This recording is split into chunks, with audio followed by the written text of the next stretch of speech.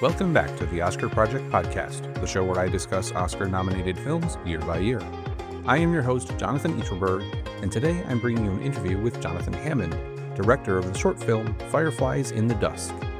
Before I jump into the interview, please be sure to subscribe to the show in your podcast player so you can get all the newest episodes as soon as they're released.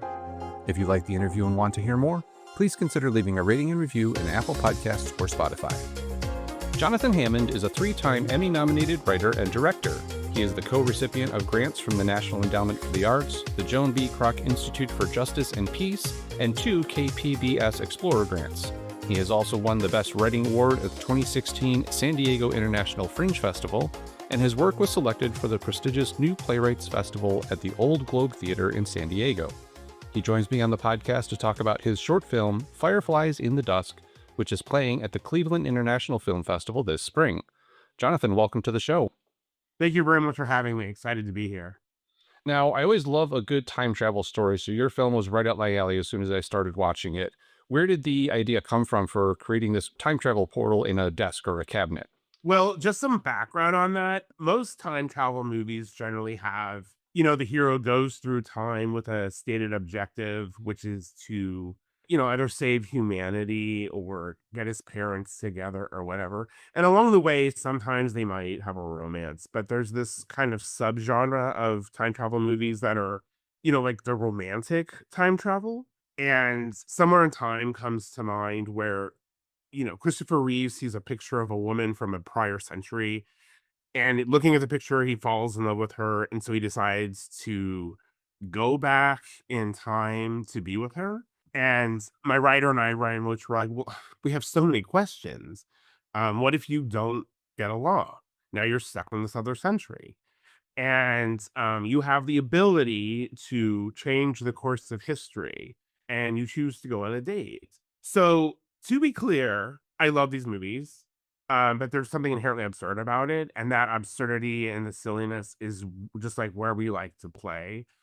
So, when it comes to the portals, we wanted something that was, I guess, in alignment with the sensibility. And we also we needed something that was convenience, but something that, I grew up in The Lion, the Witch, and the Wardrobe, and Poltergeist. So anything that's innocuous could be a time travel portal. We just Sure. basically needed more. But I think there's something like funny visually about watching grown adults climbing out of a desk and coming in and out of a credenza. I think it was silly, and that's just kind of what we're going for. This kind of a broad comedy that was also satirizing the time travel. For sure. And you mentioned the credenza. One of my favorite lines is it's Brianna, who's kind of the co-worker of the male love interest. She says, there's a woman from the late Victorian era coming out of the credenza, and they're in the middle of a meeting at work. And it's kind of like a passing comment. Why was it so important for that supernatural, that time travel element to be almost normal to these characters as Right. they go through life? So when the actors and our producer and everybody read our script, they're like, they loved it. Everyone was on board right away. But something that was maybe a little evasive for them was the tone. And I told everybody, it's the Purple Rose of Cairo, or it's being John Malkovich. Just having something spectacular and fantastic happen, and everyone treats it like it's mundane. That's my sensibility, and that's what kind of cracks me up. And so, I don't know. If you've seen The Purple Rose of Cairo, you have a character who wears the same piece of clothing throughout the entire movie. It's a movie about Mia Farrow's watching a movie in the 1930s in a theater, and Jeff Daniels is on the screen, and he jumps out of the screen into real life, and the reaction is from the usher, "I'll go get the manager." So I'm like, I Yeah. just wanted to keep it in that sort of vibe. Yeah, I can definitely see the influence there, as well as being John Malkovich. I had that thought as I was watching it the first time through. Right. Now you have two very distinct time periods. You have that Victorian age, where Charlotte comes from, and then the present day, where Zachary, the male side, comes from. What were some of the fun things about creating those two distinct time periods, and also some of the challenges that you ran into with them? Well, the fun was definitely the compare and contrast. And I mean, what was really fun was the Victorian, watching those actors play those characters who are essentially stock characters. I mean, particularly Cecil, he is basically ripped right out of Cecil from A Room with a View, and we even gave him the same name. That was what was fun.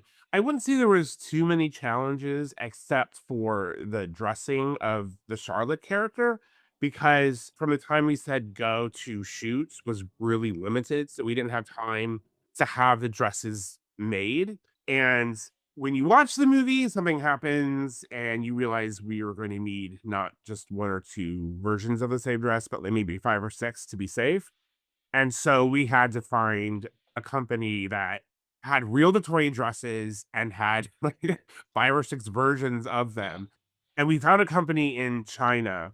And so we had to basically order, because of the time window, we had to order, I think, four different versions of four different dresses to see how they looked on her. And setting them back wasn't cost effective. So I'm a grown man with a closet full of I guess my next movie has to be Victorian as well.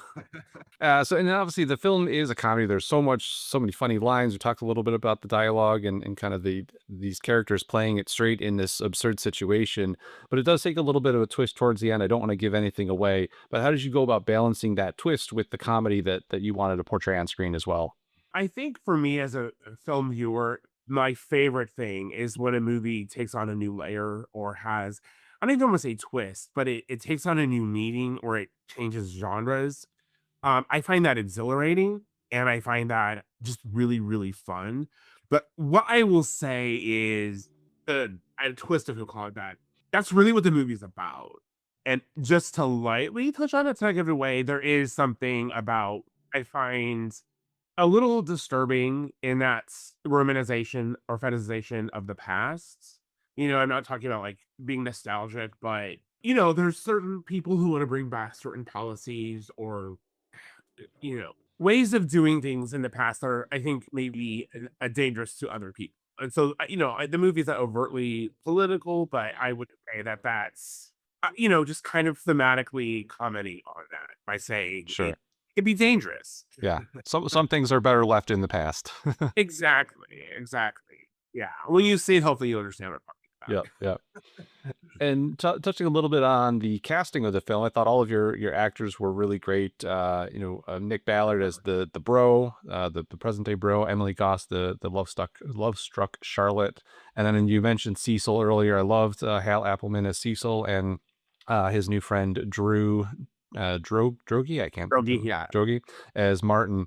So, how did you? Were these all people you knew? How did you go about casting them to create some of these really, really memorable characters?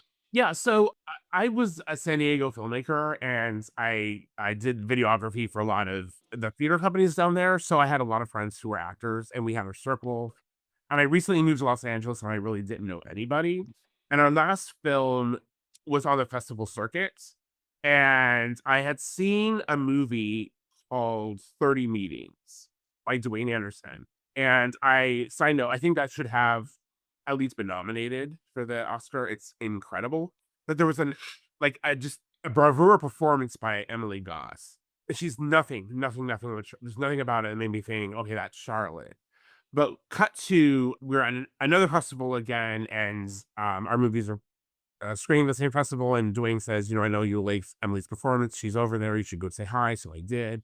And we were weighing whether or not what to do, this movie or another one. I was going back and forth. I wasn't sure. And about 5 seconds of like talking to her, I realized that like this is her. We had written the script actually like 7 years ago, and I wrote it with another in mind who subsequently moved to Norway. So she was out of the picture, and Emily had the same energy. And then Emily had also she had written and directed a film called A Little House in Aberdeen, where she played a completely different character. It's a one-shot movie where she just basically gives this vulnerable, warm monologue. And I realized this person is like one of the most talented people I've ever met, and she's like a star. And so I wanted her, and I just basically said, I have something for you. And she's like, okay, okay. And so when she read it, she was thrilled. And as far as Drew goes, I'd been a fan of his for like 20 years. I'd seen him in the study company The Groundlings, where he's a member. And I kind of in awe of him. And so I didn't really know him. And he had written a play called Messy White Gaze. that was so smart and so dark and so funny and very sharp. I had gone to see it. It was around the time we're thinking about this, and I'm like, I just wrote him Instagram. And I'm like, I love your work. Here's my work. Here's the script. I would love you to play this part. And he responded to it, and he said the script was, I mean, this is like a point of pride for me.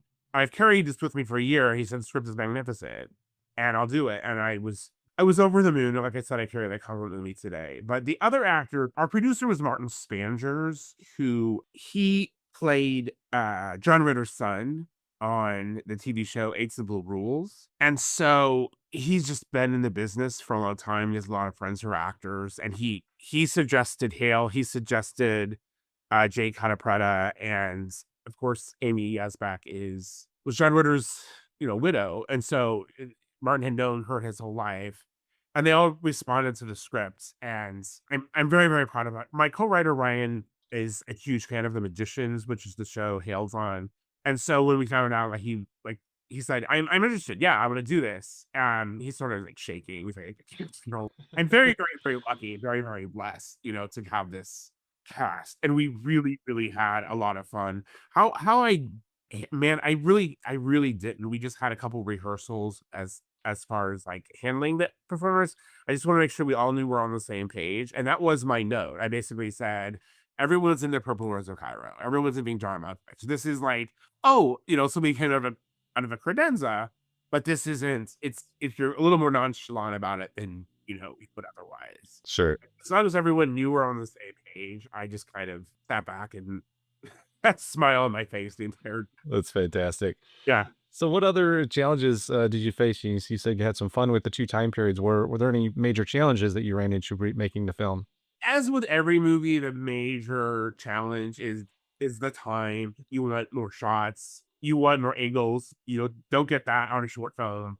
There weren't anything. The hardest thing that happened was that there was another character in the movie, and I would say maybe 2 days before shooting, she got COVID.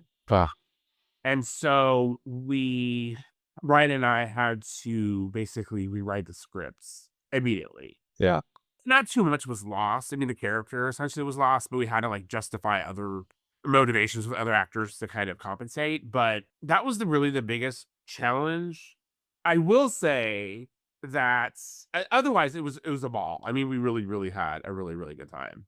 Everyone was excited to do it. We were doing a day of pickups though, and we were driving to a park for the Fireflies, the actual Firefly scene. And we were going through, Emily had eaten something and she became quite, I think she had food poisoning maybe.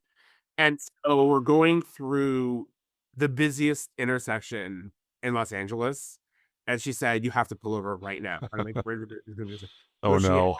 got out of my car and she vomited in the busiest intersection in that dress. Oh my And goodness. so all these people are driving by. An Victorian dress is basically sick, and all these people driving by like, what the heck is that? Oh my goodness. It was.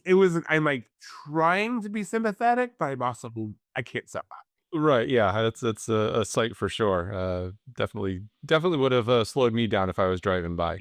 Slow down to like I think hundreds of people. Yeah, yeah. Well, I have a couple of questions not specifically related to the film, but before I move on, is there anything else you want to touch on about Fireflies in the Dusk? Yeah, I'll just say, I remember a while ago, a friend of mine had passes to see Pride and Prejudice, the Joe Wright, Keira Knightley version. Mhm. And I majored in English literature. I love Victorian, I love Victorian novels. But I thought, why are you remaking that? And then when you see it, you realize it's a fantastic film. It's cinema. The cinematography is great.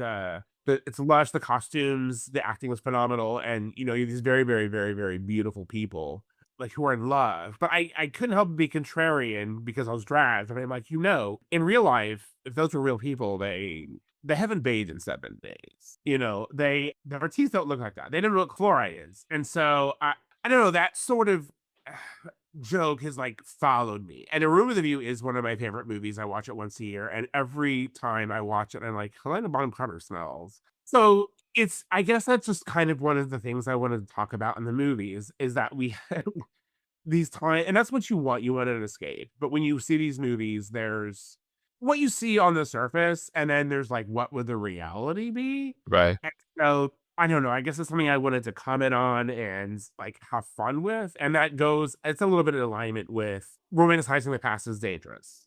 You know, they didn't have soap. So I just think that's fun. And I hope that people, people get a laugh at it when they watch the movie.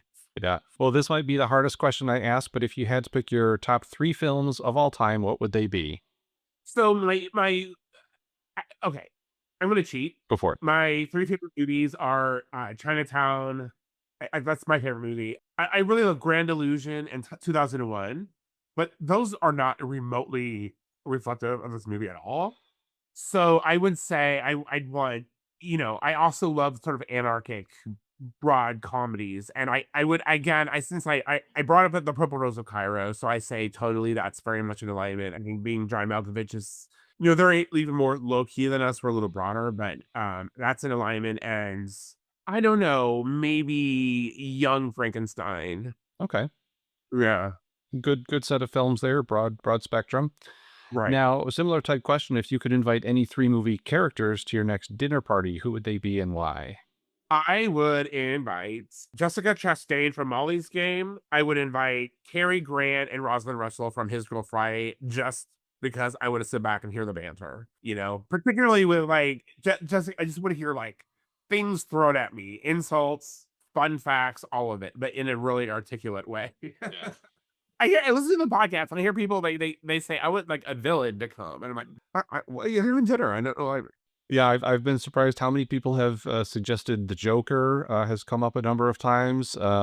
Somebody suggested why can't I think of the name from Silence of the Lambs? I'm like, I'm not Hannibal sure. Lecter. Yeah, Hannibal Actually, Lecter. that's what I Thank was you. thinking of. I was like, he literally says, I would have an old friend for dinner. It was that kind of eating the dinner. Right. Do you have any books you could recommend that you've read recently or really enjoyed? Could be fiction or nonfiction and don't have to be related to movies. Well, I do want to keep it with because of the theme of the podcast. I just finished the Mike Nichols biography by Mark Harris, but I actually want to plug. I'm assuming you've read it. I don't know if your listeners have, but Pictures Out of Revolution. That's by Mark Harris, which is about the 5 films nominated for Best Picture in 1967. And so it's a lens not only into those movies, the making of those movies, and the Oscars at that time, but into like this society on a broader level. It is fascinating, and I think he's probably our best like film writer right now. So I couldn't recommend it enough. Excellent. We'll definitely put some links to those books in there. And who else from the world of film should I have on the podcast? Again, because this is the Oscars podcast, what I would like to hear. Another book, I heard your guest talk about it the other day, the book Oscar Wars. And so you have these Oscar strategists and campaigners. I would like to hear their stories, how they operate, and their sensibility. So I would like to I think that would be a really fascinating podcast because you don't hear it. You know they exist, but I don't know their modus operandi. Yeah, get a little behind the scenes of Right. what goes into those programs. And lastly, before we wrap things up, do you have any other projects lined up that you're working on? And also, where can people follow you on social media? Well, you can follow me on social media. I'm pretty much only on Instagram at JONOHAMM, Jonathan Hammond. And we have a slate of short films, and I've optioned a few books and movies that we really want to get made. I'm writing right now a sort of soap opera comedy drama thriller about the Stasi. So hopefully that will get made. We'll see. I do have another short film that's also getting ready to be on the festival circuit. I can't say what festivals they're playing at. It's totally different. It's called Mass Booking, and it's a sort of a queer Twilight Zone type horror. So also be on the lookout for that. Wonderful. We'll put some notes in the show notes for those as well. It'll be on my Instagram, yeah. Excellent. I'll direct people there so they can follow you and keep tabs on all that work. Very good. Awesome. Well, Jonathan, thank you so much for the time today and coming on the show. I really appreciate you both sharing your film and getting to hear some of the stories that went into making it. Thank you, Jonathan. I had a ball. Thank you again to my guest today, Jonathan Hammond. His short film, Fireflies in the Dusk, is playing at the Cleveland International Film Festival this spring. The Oscar Project podcast is written and produced by me, Jonathan Eacherberg, with editing assistance from Joshua Eacherberg. If you want more movie coverage, check out the Oscar Project online at theoscarproject.substack.com, and be sure to come back for my next episode where I will be chatting with Paul Kowalski, director of the short film Sardinia. Until then, I hope to see you at the movies.